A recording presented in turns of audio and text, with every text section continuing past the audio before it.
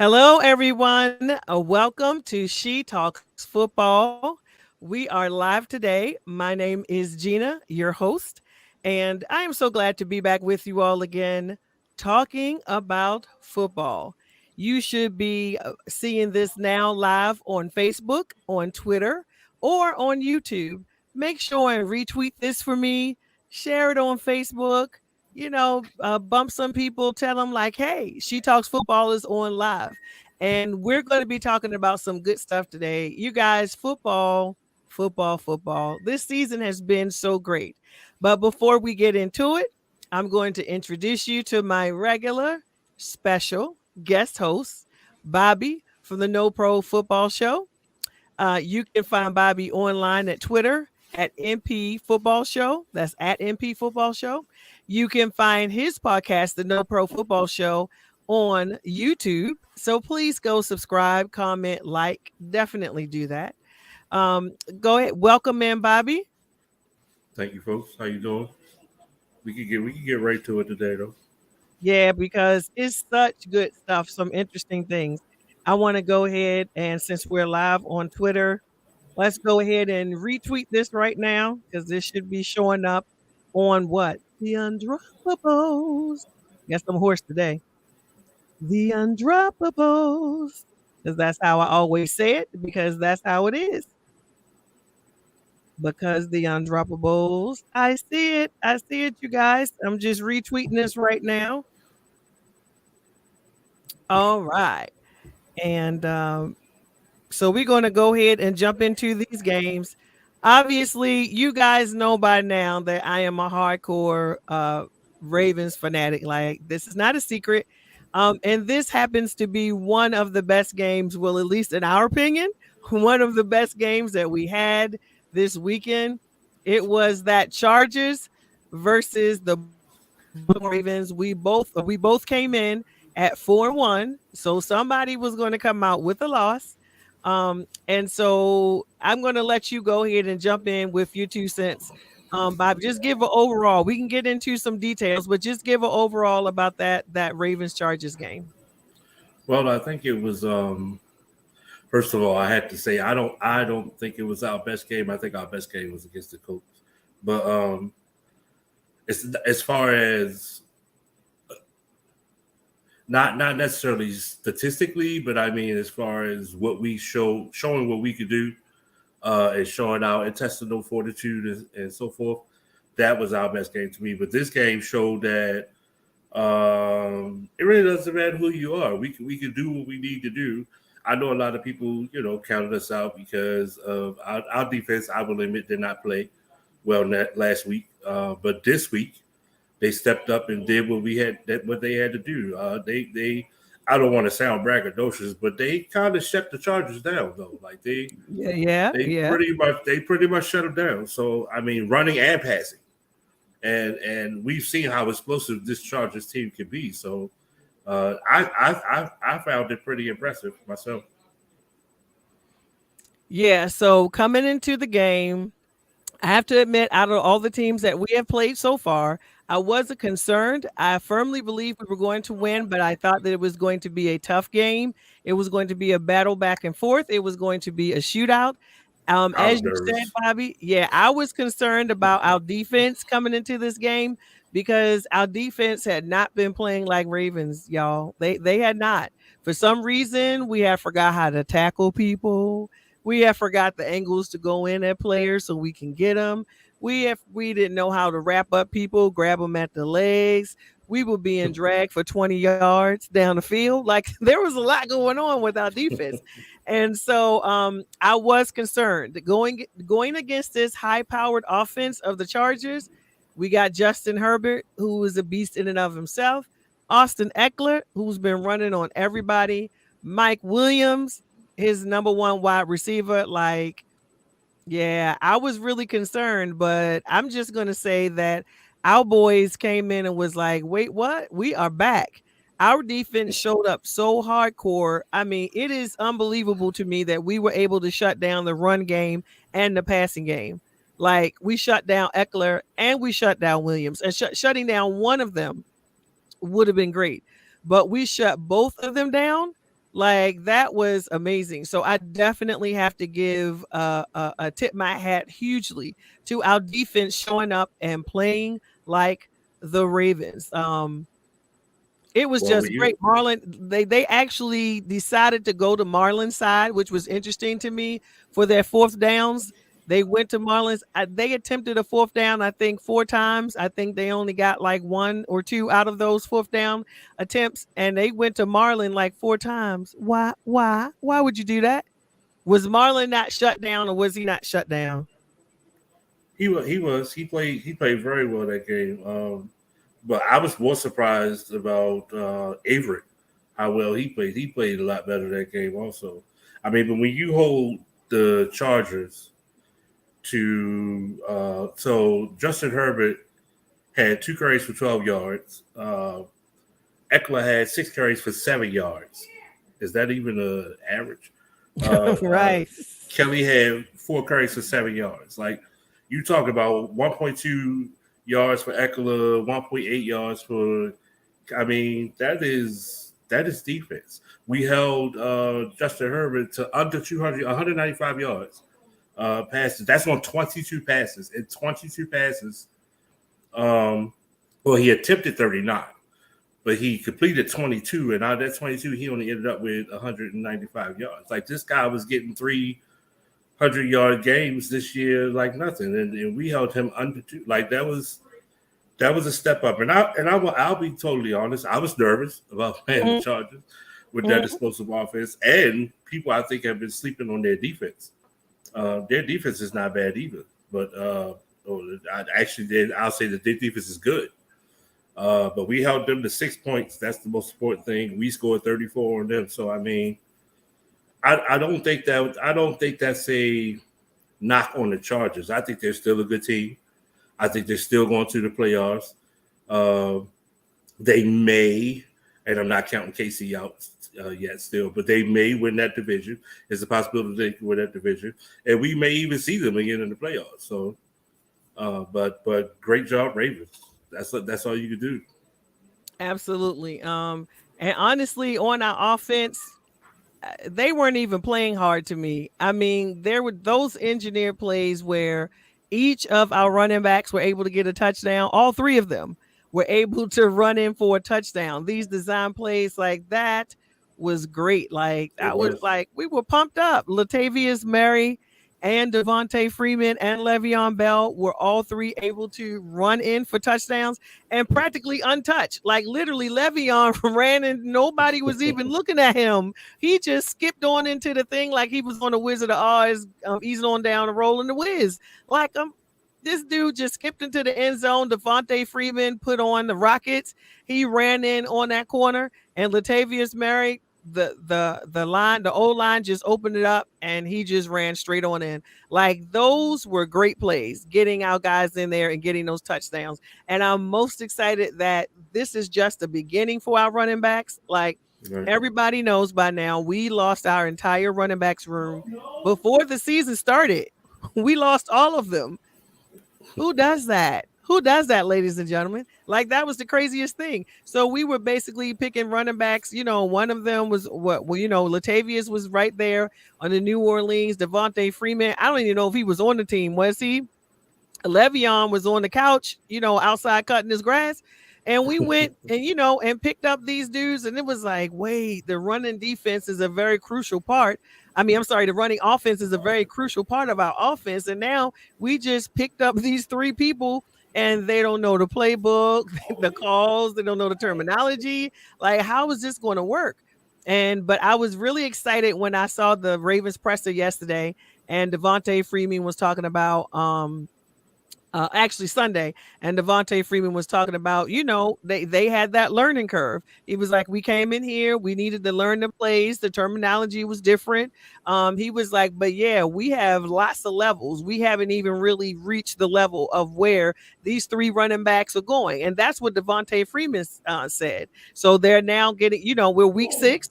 So they've had 6 weeks with the playbook. So they're learning some things. So I think those dudes about to turn it on. All 3 of those guys have had 1,000-yard seasons, right? Several, yeah. So it's like I would love to see any of them if not all of them, roll in that again. So what do we think? Do we think any of them, with especially with that passing game that Lamar has now? We have a Mhm. balanced offense, you guys. We have a balanced offense. But do we think any of them are going to be racking in 1,000 yard, or is because it's Well, running back by committee? They each may have here five, comes the six, big seven. question though. Here's the big question: how are you going to beat the Ravens? Because the emphasis was we're going to stop their run and make Lamar have to throw the ball in order to beat us. Well, he does that. And then this game, I figured they probably would put, oh, well, let's try to slow down his passing game, and then now we back to rushing the ball for yards, rushing yards for almost 200. So, Right, I right. mean, like, what? So, how do you, for the remainder of this season, and that's not to say that the Ravens won't lose any games. I'm not saying that, but I'm saying how do you approach them? Like how do you approach a complete team like that?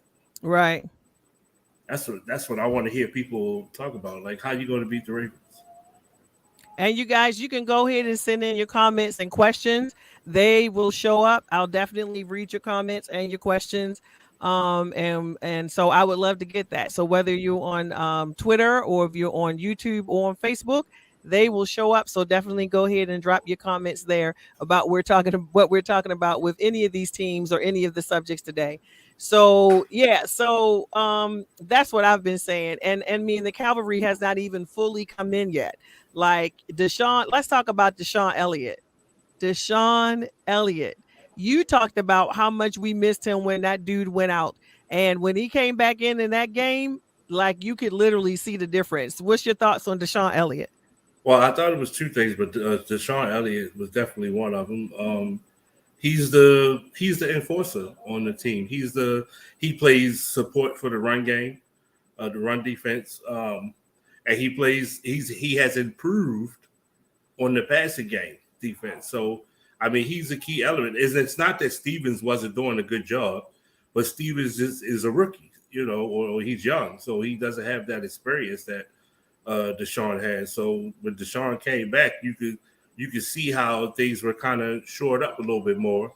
There was no indecision back there. There was no anything. He knows what he's doing. So, and I think he was so pumped to be back that he just balled out that game. But I think another thing was Josh Bynes Yeah. Yeah. calming down that middle of the defense. Getting everybody, make sure everybody's in place. And again, this is not a knock on Patrick Queen or anybody else. It's just that he's a vet. He's an experienced guy, so he knows how to come in there and get everybody in the right position.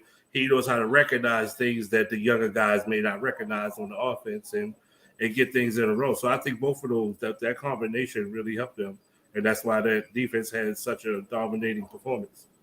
Yeah. That was just it was amazing. So honestly, it wasn't like a big game passing wise. I think Lamar had like 167 yards or something like that. But we didn't need that. The guys were out there getting the run in. We all knew going into this game that San Diego was that they were what 27th, 29th in run defense. The Chargers were 27th or 29th in the run defense. What's up, fantasy futurists? I see you. Um so um so yeah, so we knew that you just needed to run the ball on them, run the ball, and that's exactly what we did. They could not stop the run, and then Lamar was just flicking the ball around. This whenever, like, did anybody observe the ease with which he throws the ball? I think some of this stuff just gets lost on people. Our O line was holding him down. He did get sacked a few times, but our O line was holding him down, and he was just sitting in the pocket, just going flick, flick, like just flick, like literally effortlessly. And I don't even, this game has slowed down so much for Lamar. He is seeing things that Lamar to me is like Neo. And you know how, at first Neo didn't get it. He didn't get it. But once his eyes was open and he was able to see all of the ones and Right, zeros and all of that, like things right. just became clear. I mean, it seems like that's the state that Lamar is in now. So it's like his eyes are open and he sees everything as it is. Everything has slowed down, and even though you're trying to punch at him, he's like, he's doing the whole slow, like, this is what the game is for him right now. And this is a dangerous spot for the rest of the NFL. This is a dangerous spot Well, because I actually heard somebody mention earlier today that Lamar has only played 2 full seasons of football. The guy's 24 years old. Like, the sky's the limit. Like, the sky's the limit for him. I mean, they put all this pressure on him to be this, to be that, to do this, he can't do it. In this situation, he can't throw the ball. He's a running back. He's this, that, and the other. But he's proven everybody wrong without even trying to prove everybody wrong. Because in his mind, I believe that his goal is just, I'm going to get better. I don't care about people saying I'm a running back or I'm not a quarterback or I can't throw the ball, I can't win clutch games, I can't beat the Chiefs, whatever it is. He's not worried about that. He is going to get, and he's going to get better. Man, just imagine this guy at 28 in his prime.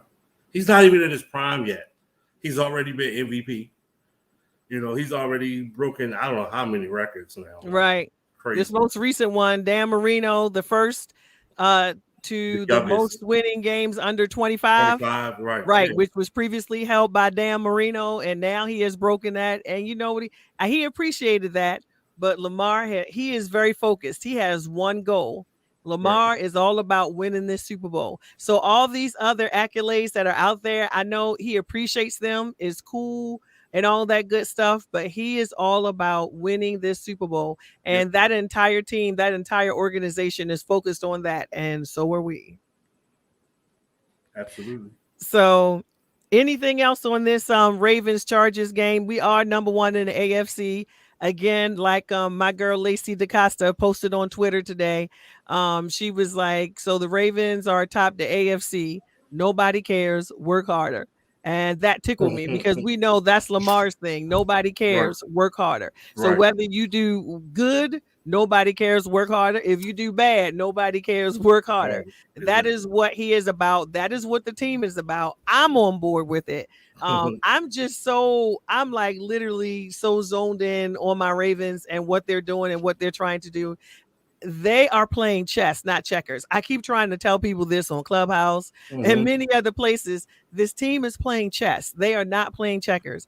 They are methodically and slowly just putting some things into place, certain plays. There are going to be some plays that they're going to bust out later on this season when we're on that streak of these. We got some tough games coming after the bye, but they are putting some certain plays. There's certain things in place that's going to be bust out in that season and particularly in the postseason, because where we would always get in trouble in the postseason is running the same plays, just running the same plays, doing the same thing. But we got something new. We got something for your tail this season. We got something for your tail. And so they are really just putting some things in motion. And I'm literally, and I think we're in the mode of who gonna check me, boo? Like, that is legit how I feel about our Ravens. It's like, who's going to check us? And again, we're not saying that they cannot lose a game going down the stretch, but I would not be surprised if we win out the rest of this season. Oh, Fantasy says, yeah, that's right. Fantasy says, let me go ahead and put that up there. How are we feeling about Bell? Nope, we haven't talked about it yet. We talked about the running backs as a whole. And he actually got elevated to the 53. That just happened today. Bell got elevated to the 53. I thought he was already up there, but apparently he wasn't, but he is now. I won't lie. I do have my hesitations about Le'Veon Bell. Really? I think he is a great running back. Always has been.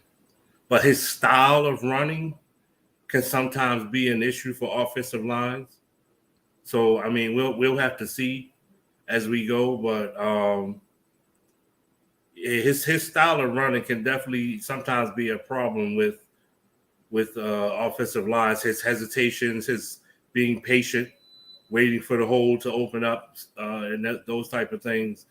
You have to have a certain offensive line to be able to for that to be able to be successful, or at least successful enough to win games. So I mean, we'll see. We'll see as time goes on, and the fact that that's not really how the Ravens run. We are smash mouth, like get the ball, go, get the ball, go, get the ball, go. Le'Veon Bell is more of a get the ball. Wait a minute, let me see where this hole is. All right, now I'm gonna go. So it's a little bit different, but we'll see. It may work out. I actually like the fact that it's different. I feel like in some respects our team is different. I feel like basically we practically have a whole new O-line if you think about it. Ronnie Stanley is out for the season again. Yeah. Yep. That just came through today. Out for the season. And so I agree with what he did though. Yeah, he so we decided got to have his surgery. He said that hesitation drove him nuts. Oops, told on myself. You a crazy fantasy. So I don't know. I feel they Stanley's out, so we got Villanueva over there, and we got Zietler, we got Makari, who's been doing a good job. I mean, Bosa was giving them a hard way to go. But I mean, every team does not have a Bosa, so that's not common. Every team doesn't have a Bosa on their team. But we do have to play a team twice that has right. The Steelers got the Watts, Watt. that TJ Watt, Watt, absolutely. So that's going to be interesting. Well, we picked up 2 offensive linemen just yesterday. Okay. Yeah, we picked up. It was a Brandon Knight. And Carpenter. The other gentleman's last name was Carpenter. I forget his first name. Here's what scares me about when you picking up mid-season, picking up offensive linemen. Well, almost mid-season, picking up offensive linemen. They're there for a reason normally. Like they're not on a team for a reason. So you just have to kind of wait and see how that works out. But that's a little scary when you have to pick up linemen in the middle of the season.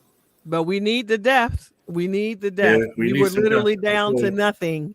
Everybody that we had been on the line and was on the line. So we needed the depth. So I can't be mad at it. And there's one thing I do like about EDC. I feel like he moves very quickly to when we need to make changes, acquire personnel. I feel like EDC moves very quickly when he does that. Like it's no playing around. Like, when we picked up the running backs a couple years ago with the Browns, and we were having some issues defensively after we lost that game to the Browns. He went and made those changes, and then we sailed on through. That was the 2019 year, yeah. Yep. And then we sailed on through. Got out. That's when we picked up Josh Bynes. Yep. That's when we picked up Josh Bynes. Dude was home cutting the grass, sitting on the couch. I love Josh Bynes. He was actually in the presser. We actually should have never let him leave. I agree. I don't know why we let him go. Yeah. And it's not like he was over there probably demanded money. Yeah, so he's a great leader. He's a good veteran presence with those guys. And so, yeah, I'm so happy that we picked him back up. I don't know why we let him go. But hopefully he gets to keep coming back because he does make a difference. And I would love to get him another Super Bowl. Can you imagine he has a 2012 and then come back and have a 2021 Super Bowl ring? That would do my heart good for many reasons, but for him also. Right. All right. Any last thoughts on this Ravens, Chargers, AFC, all of that good stuff? Because there were so many good games to talk about. Nothing I can think of. So just go Ravens. We just got to keep it going. We know we got the Bengals coming up. We're not overlooking anybody for no reason. And it's a divisional game. And the Bengals have been playing. They have been playing some good ball. Truth be told, I called that back in May. I was on the Pigskin Party podcast, and we had to talk about, who do we think were sleepers coming up this season? And this was back in May. And I said from the NFC, I said the Cardinals, and I'm going to find that clip. And from the AFC, I said the Bengals. I was like, nobody's checking for the Bengals. They are sleeping on them. I was like, but the Bengals are going to win some games that some people don't think that they should win. I'm not saying they're going to win the division. I'm not saying that, but I was like, they're going to be up in there. And lo and behold, what these Bengals sitting up here 4-2 right now? Well, they should be 5-1. They should have beat the Packers for sure. So I'm like, go ahead. I'm not mad. I'm glad Joe Burrow was able to make a comeback. That was so sad when dude got hurt last year because he Yeah, was balling last season. he was, So and yeah, he's so going to I'm like, continue to. right. Then they brought on Jamar Chase with him. Oh, that's the scary thing. Jamar Chase. Right. He's fast. He's agile. He's strong. He's young, so he doesn't even know he's supposed to be that good, or that he's not supposed to be that good. Man, yeah, they definitely gonna have to check for him next week. But then when you check for him, you still have Boyd, who's still fast and can catch the ball. So, and then you have a decent running back, and I mean, we know who the quarterback is. And I feel like people have been sleeping on their defense. Their defense is not that bad. Yeah, I agree. They're scary good, exactly. Yeah, so their defense is not bad. So I mean, it's definitely going to be a game, and it's a divisional game. So for sure. And in that case, it doesn't even make any difference what your record is. right. You can have a losing record and still beat your division rival. And we all know that's how that can go down. So we're not overlooking anybody. And we got to basically go in with the same intensity that we've done with the Chiefs and all these other games. We got to come in with that same intensity. And we have to I stop still getting expect them to win. injuries. Yeah, we're going to be okay, but we're still going to be okay. We're going to be okay. All right, so let's jump away from that, from the Ravens Chargers.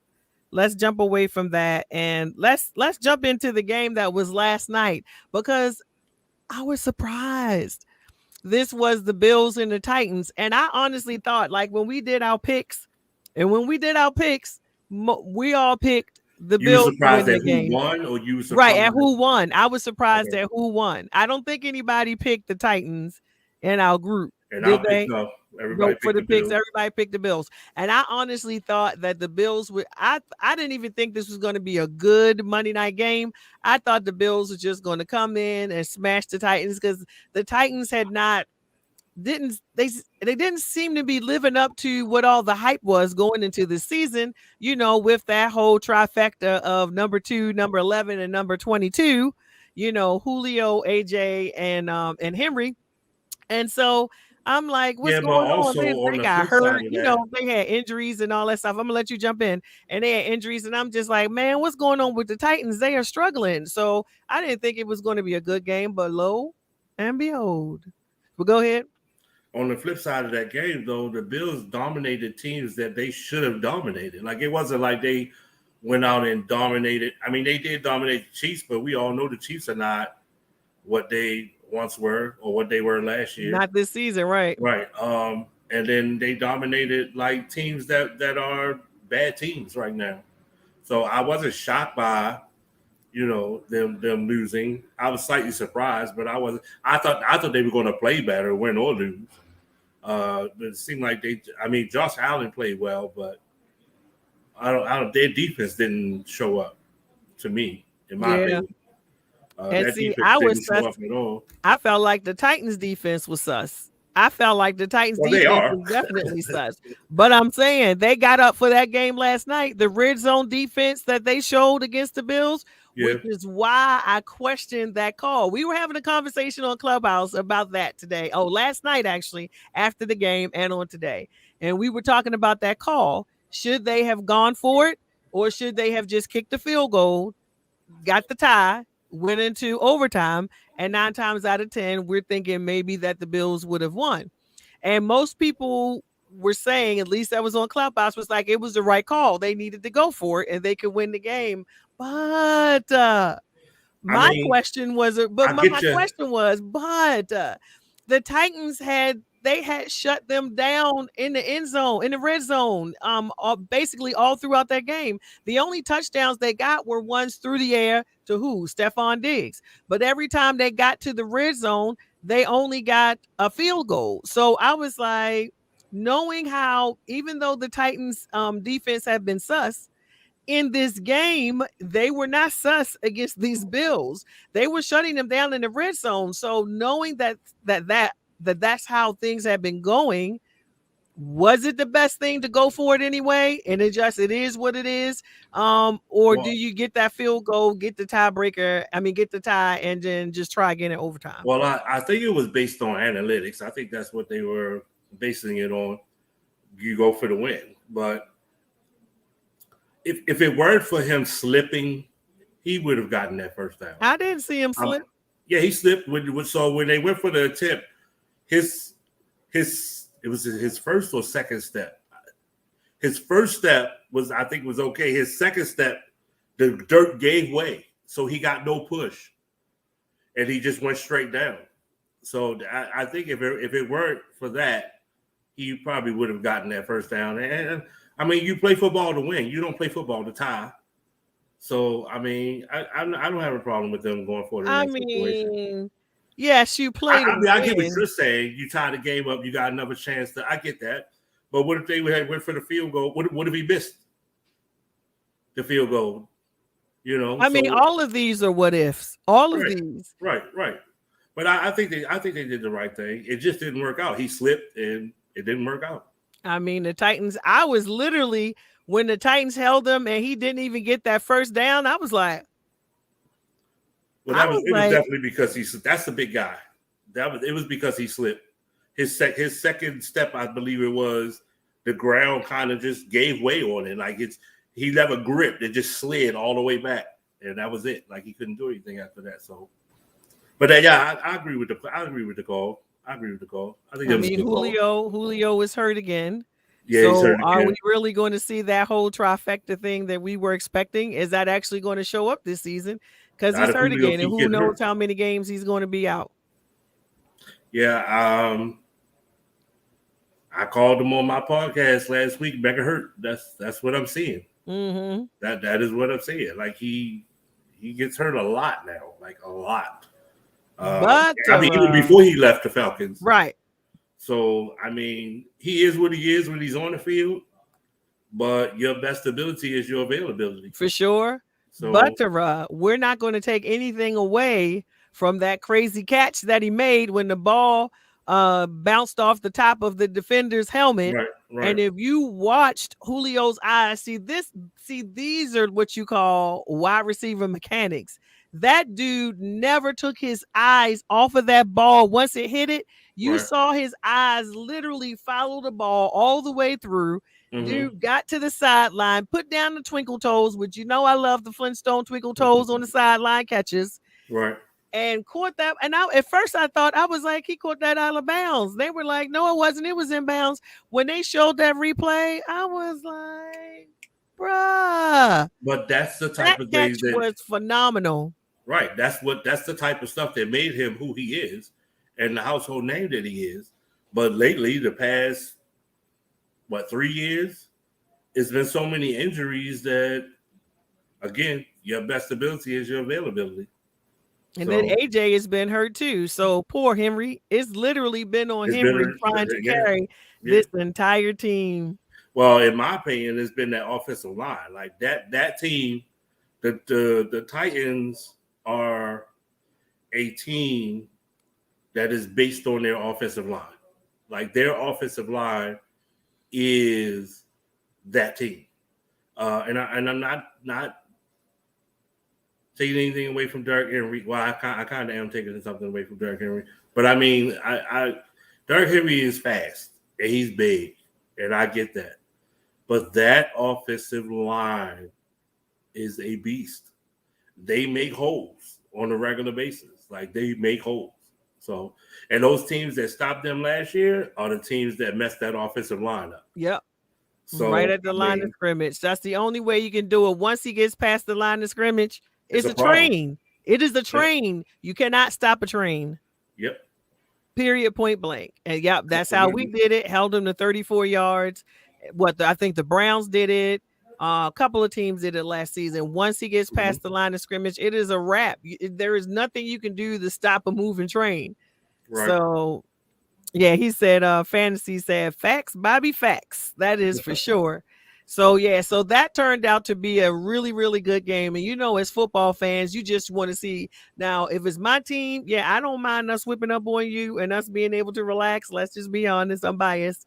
But Right. in general, you want to see a good football game. And I didn't expect it to be that. And it was absolutely a great football game. So I have to tip my hat off to the Titans for coming in with that win at home. And the Bills were actually out for blood. They were out for revenge because the Titans had beat them last season.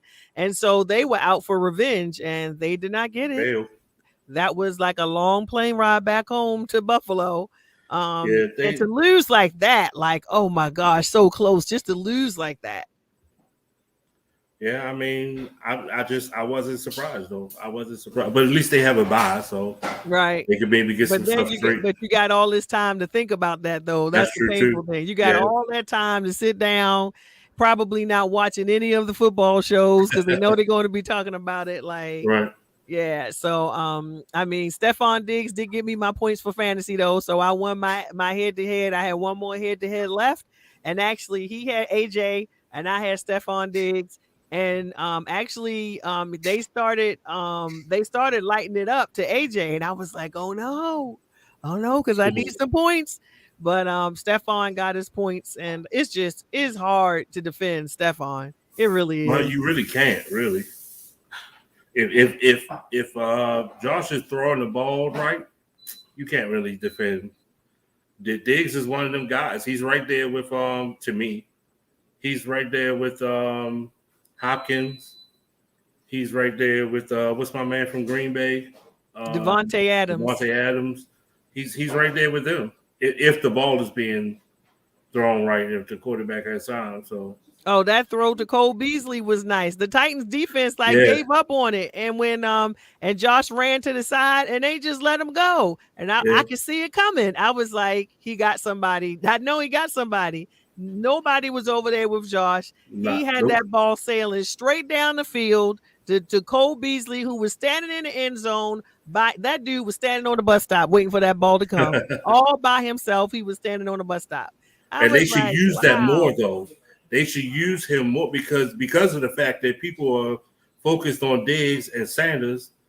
Beasley should be open. He should be that Julia Edelman person, right? Who's running those routes to get open all the time, right. Now they should start that next year after we beat them in the playoffs this year, right? Exactly. Look, not. You don't need to do this right now, right? Not right now. All right, let's jump. I want to get to two more games. You want to go to Cardinals-Browns or Hawks Steelers? Which one you want to jump to next? We could do Cardinals. Okay, Cardinals-Browns. The Cardinals are undefeated still. The last team in the NFL who are undefeated, they are at 6-0. I'm saying it once again. Back in May, when I was on the Pigskin Party podcast and they asked for sleepers, I said in the NFC, I was like, nobody's checking for the Cardinals this season. Everybody wanted to talk about the Rams. Everybody wanted to talk about the Seahawks. Nobody was checking for the Cardinals. I was like, yeah, they're going to be in the playoffs. Just watch.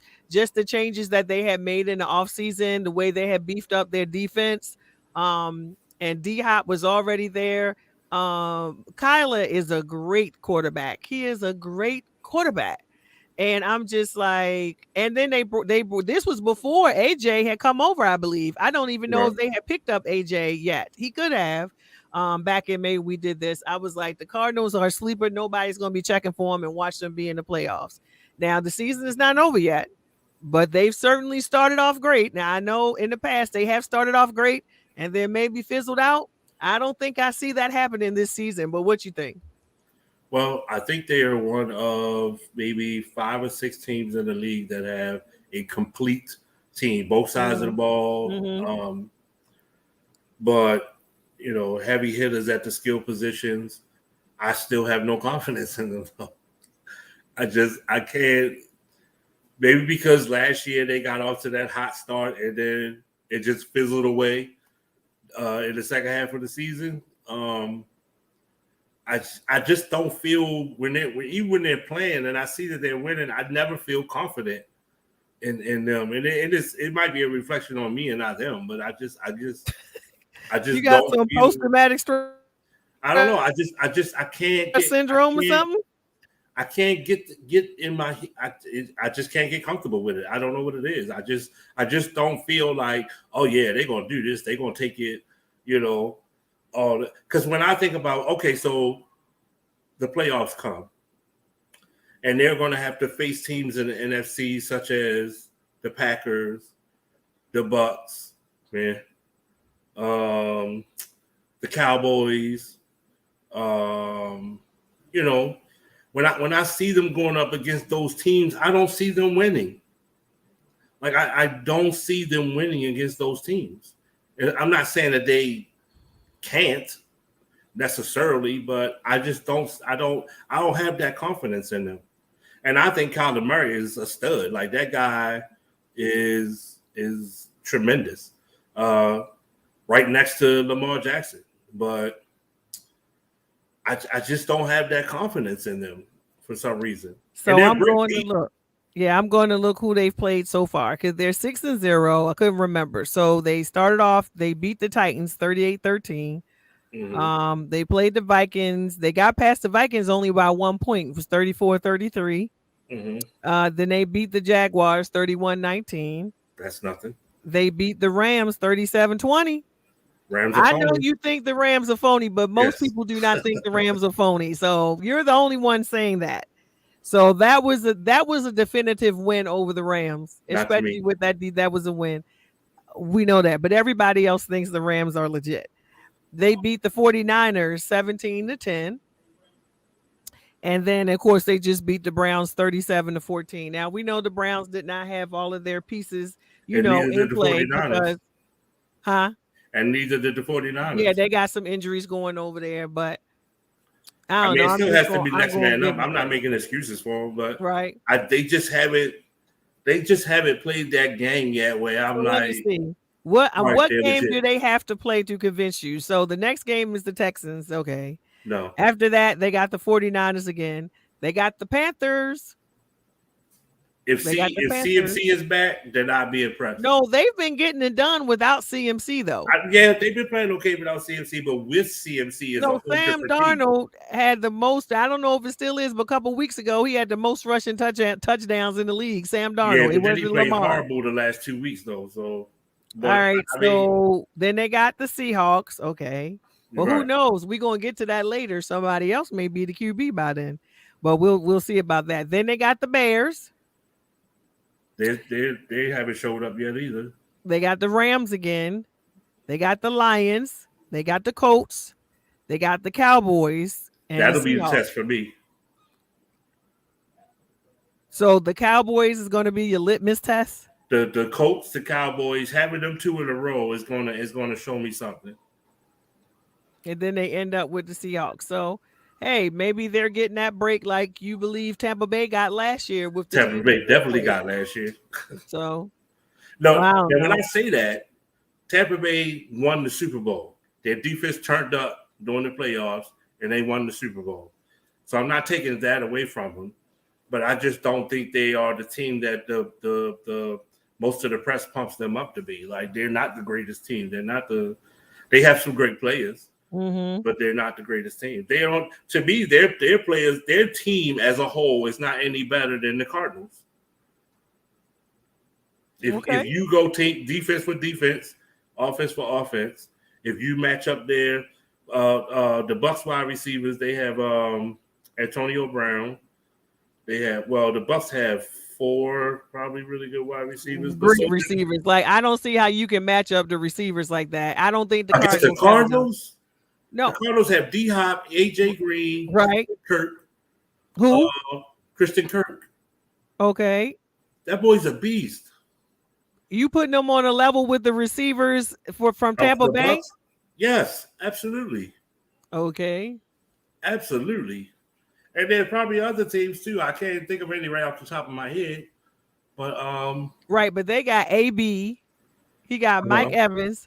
He got Chris Godwin. Mm-hmm. And who's the other one? He got somebody else. They got good running backs. Like so you don't think that D-Hop, AJ Green, and Christian Kirk are equal to those three that you just named?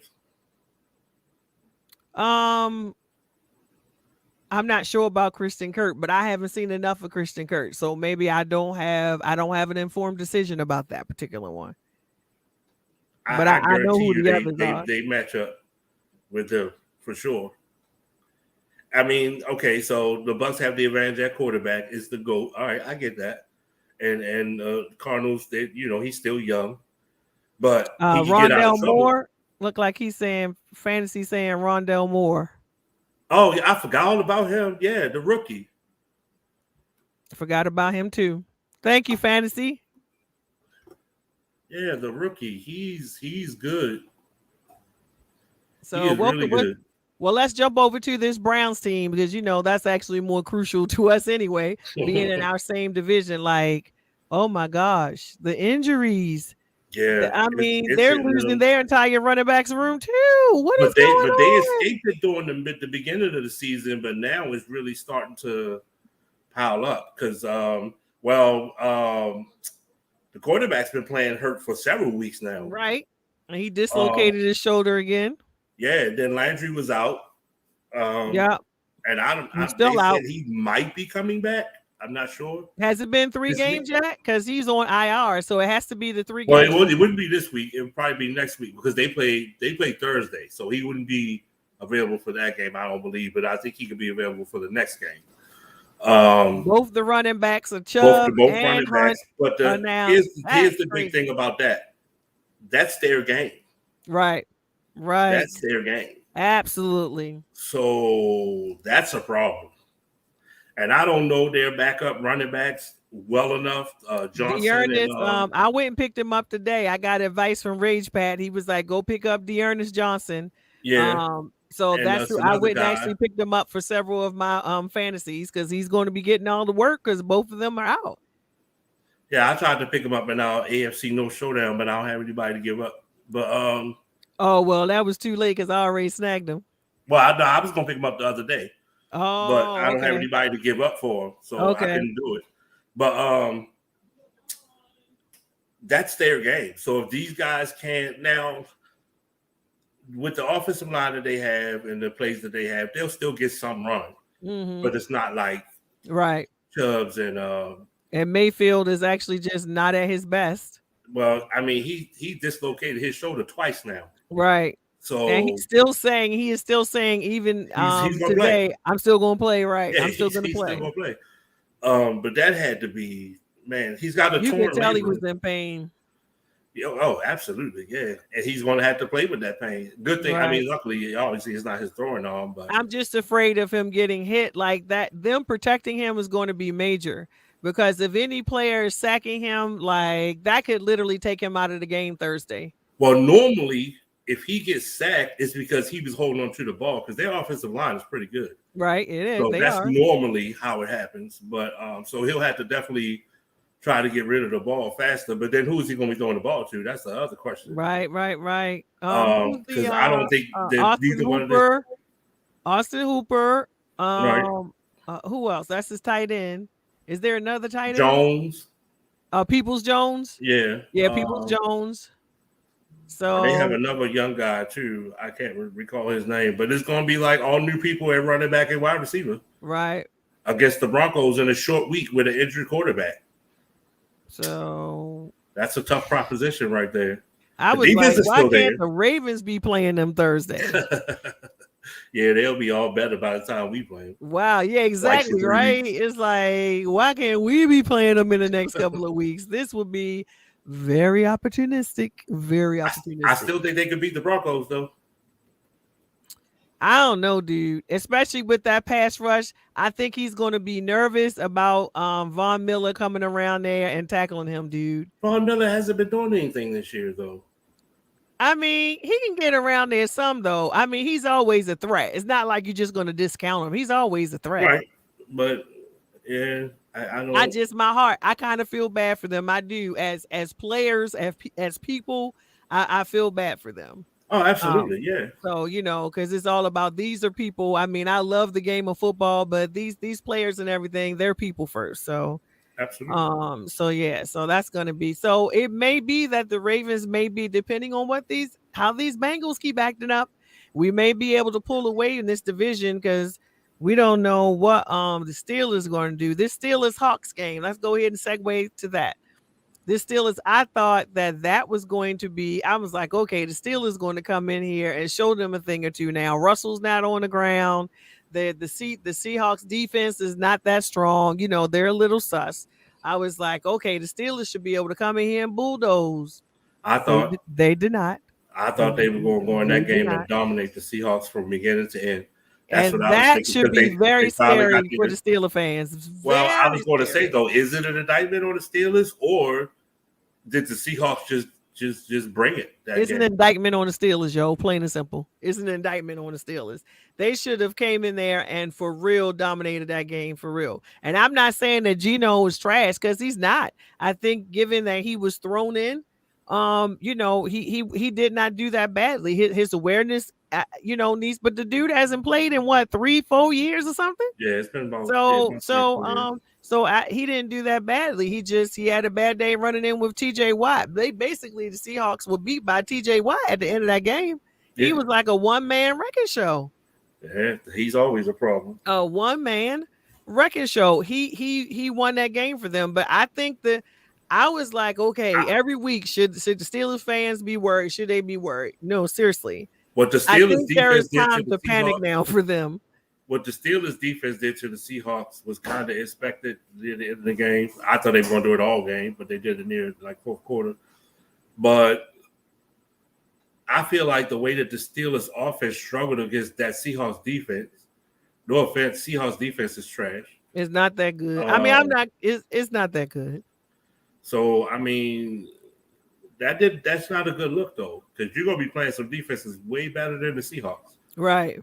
From this point on. So, Coach Tomlin was pissed. You saw him cussing on the sideline. Yes. I've never seen him animated like that. Like, oh, my gosh, look at him. That dude was cussing up. I don't know what he was saying, but I knew it was not good. Well, whatever they got burned, though. Not good. They definitely got burned. It ended up working out, but they definitely got burned. I have to say that, because that right. I've never seen them. They keep saying that the whistle was blown before he clocked the ball. I didn't see that. The whistle was not blown. It was 1 second on the clock. He spiked the ball. They're saying that they stopped the play before they spiked the ball. Quarterback spiked the ball. Oh, I didn't see that happen that way. Okay, no, I didn't. Which meant that it should have been 1 second, and they shouldn't have been able to review the previous play because that play had already happened. You can't review the previous play if the next play already happened. I was confused why they went back and went back to 3 seconds and had them respike the ball again. Like, that still got past me as to why they did that. I feel like that shouldn't have happened. Once he spiked that ball, there was 1 second left. That was it. That was it. You can't go back and say we're going to review the play previously, because once you do a new play, you can't review the play before that anymore. Was the rule in the NFL as far as I know. I thought the only thing that they reviewed was, did he spike the ball? Because the Steelers reviewed the catch before that. Oh, right. They reviewed the jumped catch. Up and ran right when he was down there. Then he, first of all, he fumbled. Wait a minute. So let's hold off on this part, because let's go ahead and talk about this, and then we'll segue into the other piece. Because why did DK Metcalf, he was right there at the sideline. Why didn't you just go? Like, why did you get up and try to run like that? I am still baffled by that play. So, right, they did go back and look at that. Well, I don't know. Well, I tell you what, they showed us that on TV. I'm not sure that that's what they were actually reviewing, but they showed. So maybe we were being fooled by the replay that we were seeing on TV. No, he literally said the previous play is being reviewed. Okay, that's very interesting. And then he got up after he fumbled the ball. DK didn't go out, fumbled the ball. Dude picked it up. I don't even know which Seahawk player that was.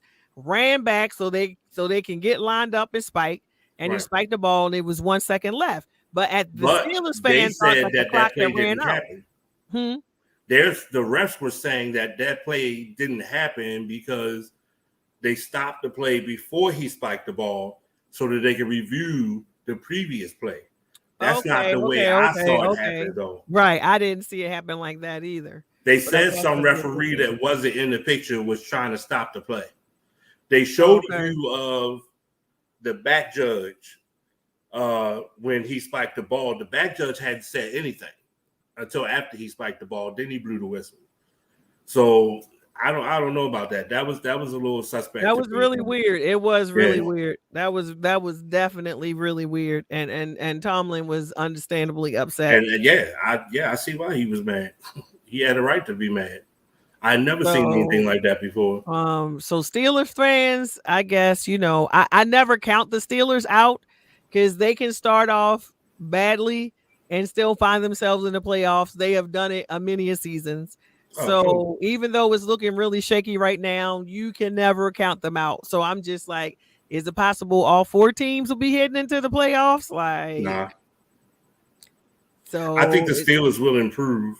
Right. I don't know if they're going to make it to the playoffs. Not enough to get there. We'll see. But let's use that as the good segue into this next piece that I wanted to talk about. I like to name some of these things like flag on the play. If it's something that happens on the field that's like egregious or funny or something that's worth discussing. And then things that happen that's like kind of not necessarily in the field of football. I'm calling that out of bounds. So something that's football related, but not necessarily on the field. So I'm calling that out of bounds, huh? Right, off the field. Yeah, I'm calling that out of bounds. So this actually falls into the category of both flag on the play and out of bounds. So this is a good segue because it has to do with DK Metcalf.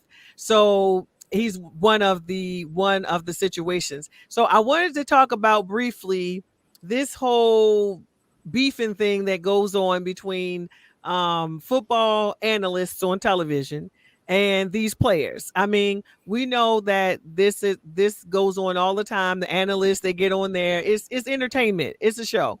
So they get on there and they talk about the games and they talk about the players and they say all types of things. And sometimes the players just don't take too kindly to some of the comments that the analysts make.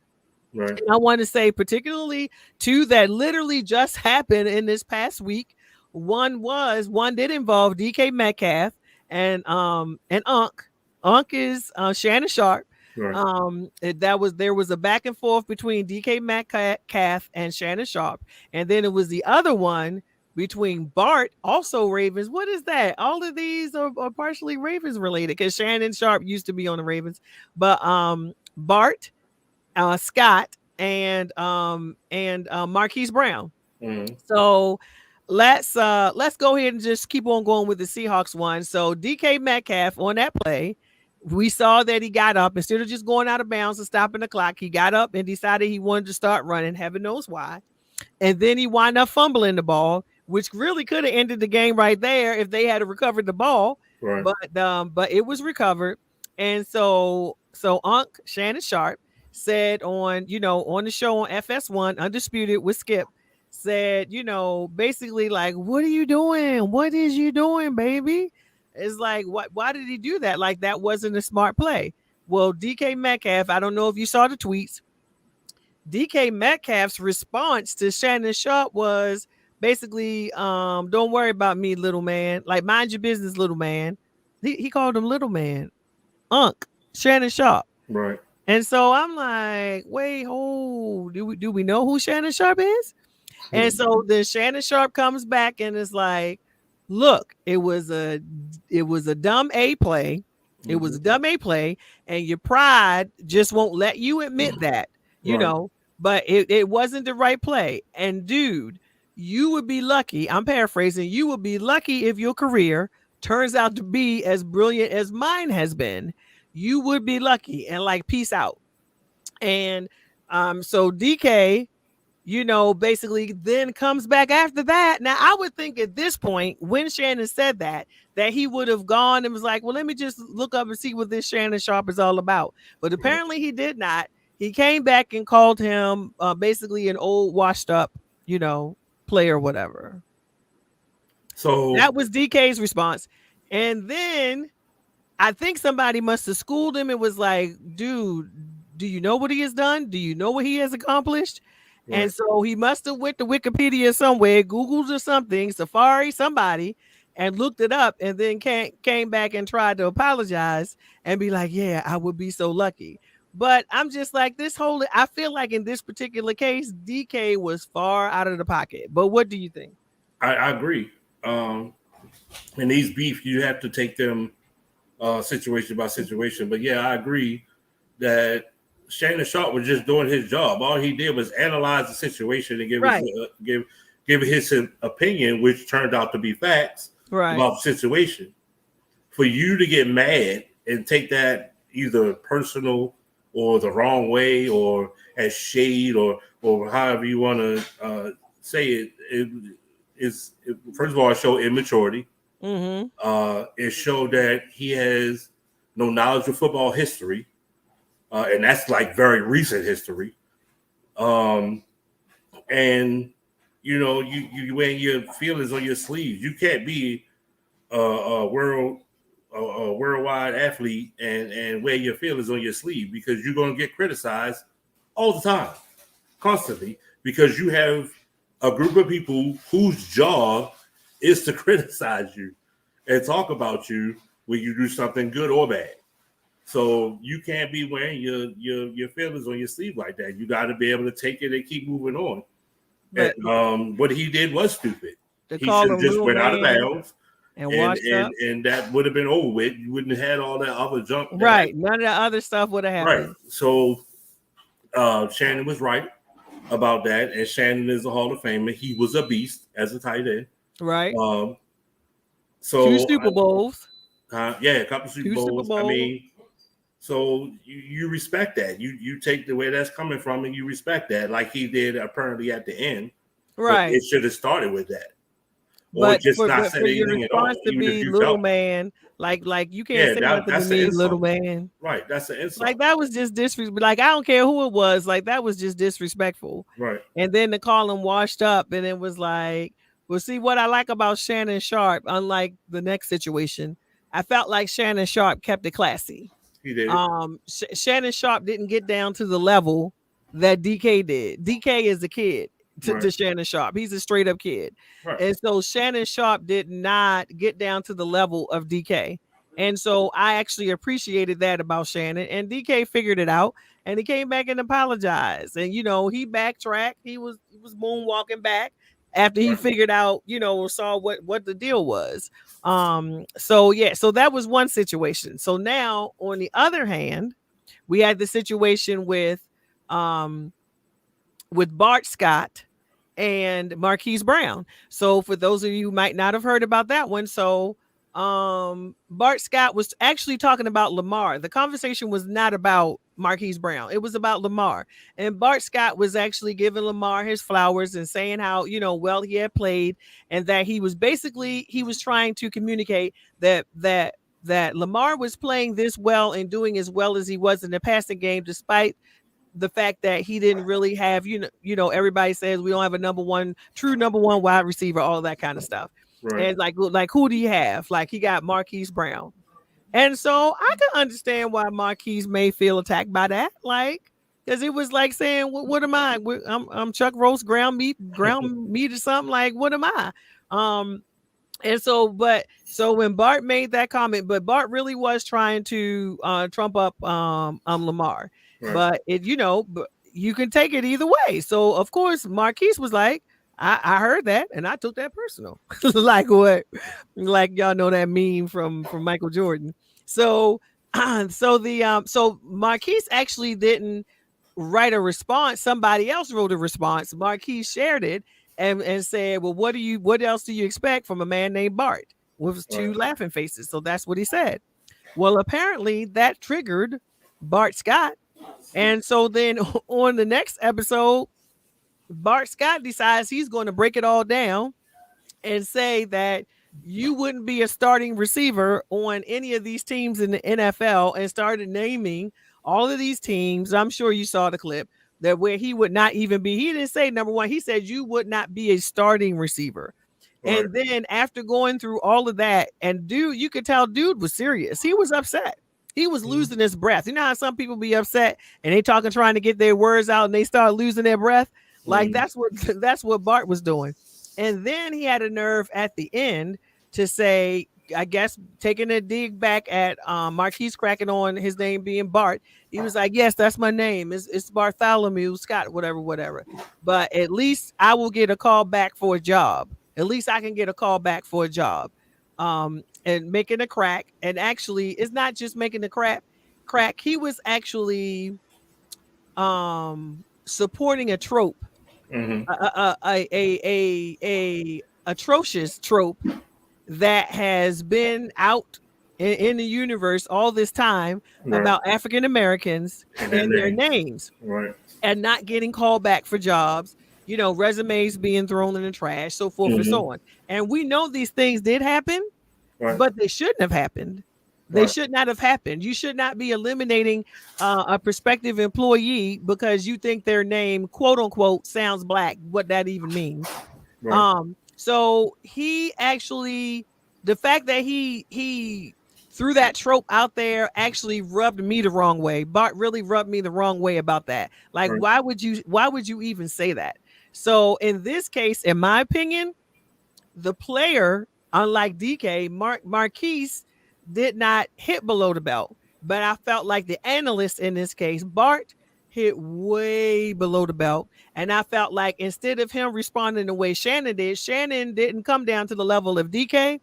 I feel like Bart, you dropped down for me, bro. You dropped down. Well, but anyway, I can't even say that dropped down because Marquise didn't take it to a low level. Like he did, all he did was make a joke and say, "Would you expect from somebody named Bart?" Like it was that to me seemed like it was just a straight up. Might have been a Simpson reference too. Yeah, right.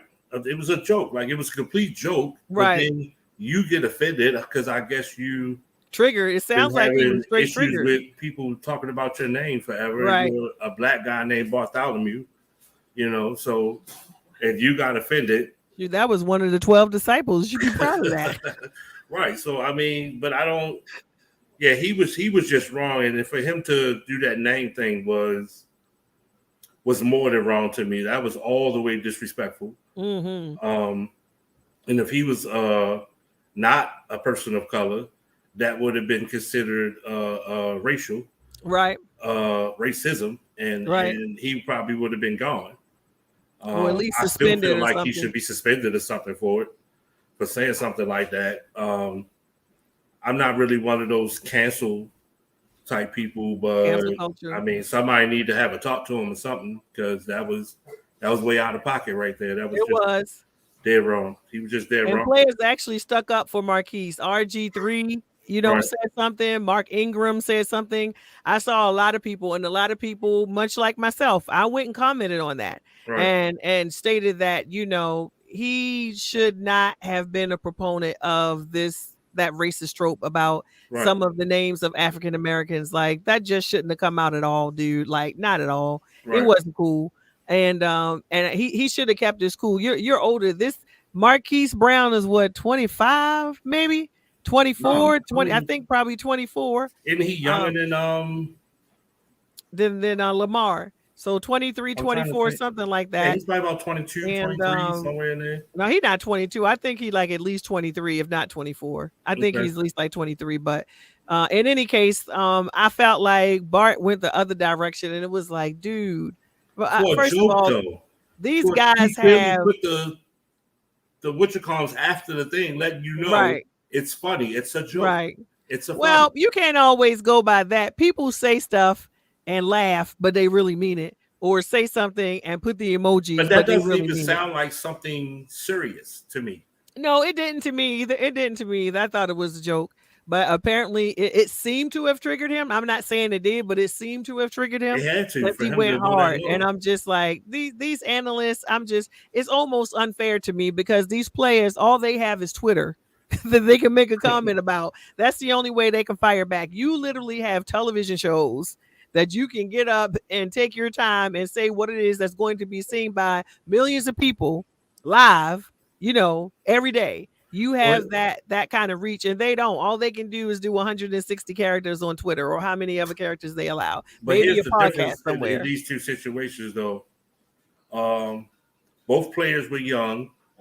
One just kind of brushed it off and made a joke about it. The other one was offended for a reason that he shouldn't have been offended, because he knows he was, or probably because of the fact that he knew he did something that was the wrong thing to do. Right, at that time. At that time, yeah. On the other end of it, you're talking about a classy, two-time world champion, Hall of Famer, who handled the situation the correct way. And you're talking to a obviously not that classy player who is definitely not a Hall of Famer, and is just like a Robin to Ray Lewis. Ray Lewis was Batman, he was Robin, that type of thing. So, and I guess because of those things, he was easily offended. But if you are like that, then you have the wrong job. You need to go, because it's your job to criticize and say things about players and coaches and stuff like that. But don't get mad when they say something bad. Right. Because that's a part of your job too. So the consensus is DK gets a flag on the play for real. Right. And Bart eats out of bounds. You're straight out of bounds, dude. He is thrown out the game. Straight, yeah, like ejected, right? You get ejected. So yeah, so we have these kind of beats from time to time. It goes on with these different analysts and the sportscasters. So let's just see but hopefully some of these players learn from that, and some of these analysts learn from that. Handle it the way Shannon did. Right. I think Unc did it the right way. All right, so we're overtime as usual. One last thing I want to hit before we jump off here is Cam Newton. Cam Newton flashed us his deltoid and showed us the Band-Aid on there, I guess, signaling that he got vaccinated. I don't know if it's the first shot or the second shot, but he conceded. He finally made whatever decision he thinks is best for him, and that was his call. And it looks like he got vaccinated, so that should put him in a position to be hired now.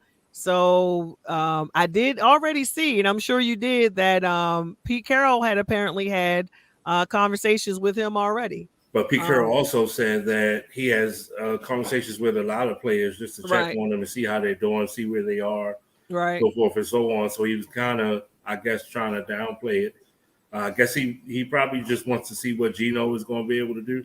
But it won't even be that long before Russ comes back. So I don't even know. We don't know for sure about that, though. We don't know for sure about that. Well, from what I heard today, that he could be playing in possibly about 3 to 4 weeks. So back on the field. So because in 3 weeks he gets the metal rod out. And then after that, he could possibly be back on the field a week later, or maybe 2. See, here's the thing: hand injury. Could be, that could be a little off, but I don't. And then somebody brought up the question of, well, why would you have Cam and Russ on the same team like that, along with Geno? That's kind of overkill. Like, you wouldn't even. Is it though? I mean, we carried three quarterbacks for a few years. Yeah, but they weren't those personalities either, though. Like Geno's personality aside, you have Cam and you have Russ, like two diametrically opposed types of personalities. Yeah, so I mean, and Cam is just a huge personality. You're taking on something when you bring him. Right, and I love Cam. I love his big personality. I like him too, yeah. But I mean, you're still bringing in a big. But I also used to like Ocho Cinco. I also used to like other guys with huge personalities that were really good players. But you take it on something when you bring that into your locker room. Do you think the Washington football team might give him a look now? I doubt it. You don't think Riverboat Ron is going to be looking his way? No. I like Heineke. So I have nothing against Heineke. I like Heineke. I think Heineke will be fine. I think that offensive line needs to play better, and that defense definitely needs to step up. But those other NFC East teams, they are struggling. They're struggling, not struggling. They are struggling right Yeah, now. well, you know, when you got the big man at the top, we talk about the Cowboys. Mm-hmm. It's cast a shadow over the rest of them. They're a little scared. That's all. Oh my goodness. You know how it is. Whoa, whoa, whoa, whoa. We don't need any of that whole cowboy reverence up in Cowboys, here. Ravens, Super Bowl. You keep saying those backwards. You have to say the Ravens first, dog. I don't know why. You always say the Ravens first. Anybody you want to say after that, fine. But you start off with the That's Ravens. either way. That's going to be the Super Bowl. It's not either way. There's only one way. And you start off with the Ravens and it could be Ravens Cardinals. Could be Ravens Rams. Cowboys, Could be Ravens, Ravens Ravens, Tampa Bay. Cowboys, Super Bowl. I I wouldn't told mind you any I of those don't think situations. when it gets down to it, I can't see. I think that's going to be an awesome game. But even if the Cardinals beat the Cowboys in the regular season this year, I don't see them beating them in the playoffs. The only way that the Cowboys will not get to the Super Bowl is because of their coach, Mike McCarthy. He makes some of the dumbest decisions ever. Sometimes. Mm-hmm. I'll just leave that there. So, all right, we need to go ahead and get out of here. We are over that hour as usual, but it's because there's so much great football stuff going on, you guys. So much going on. And so we are super excited that you were in there watching. Thank you for your comments. I appreciate you, Fantasy Futurist Podcast. Make sure you following Fantasy Futurist Podcast. Thank you, Kayenda, for tuning in. Anyone else that tuned in? And we will see you again next week. But before we leave out, let me go ahead and let Bobby let you know where you can find him. All right, thank you. You can find me on Twitter at MP Football Show, and you can watch my podcast on YouTube at No Pro Football Show, and you can also listen to my podcast on Google Podcasts and several other platforms. All you gotta do is Google it. All right. And so this has been Gina, your host of the She Talks Football podcast. I am on the platform with the Undroppables. Great people, great content creators. Definitely you should be following the Undroppables on Twitter and on YouTube. Definitely checking out this content. If you are hardcore into fantasy football, you're going to want this information. I was reading one of the articles that was done by Michael Reedy today saying this week week 7 bye, because I have the week 7 bye blues, y'all. I have so many players on the bye this week, and he let me know who I can go and pick up to replace some of these players. So you definitely want to check that out on the Undroppables and all the other content, getting you ready for NFL and fantasy football. You can also find my content on my personal YouTube page of She Talks Football Podcast and listen to the audio versions on Apple, on Google Podcasts, on Spotify, and some of the other ones. So this has been Gina of She Talks Football. See you guys later. See you next week. Go Ravens.